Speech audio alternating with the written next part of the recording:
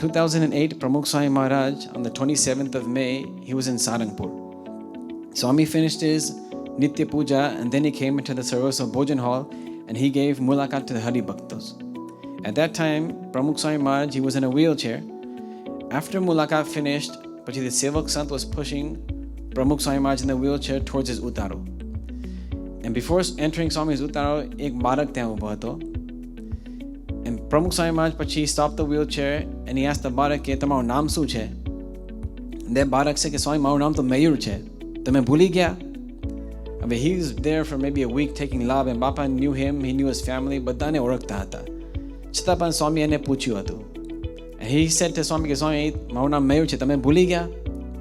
અને એ વખતે બાપાએ એને પૂછ્યું કે તમે અમને ભૂલો છો? And he said કે ના સ્વામી તમને ક્યારે ભૂલતા નથી. અને એ વખતે બાપાએ કીધું કે તમે અમને નથી ભૂલતા તો અમે તમને કેવી રીતે ભૂલીએ?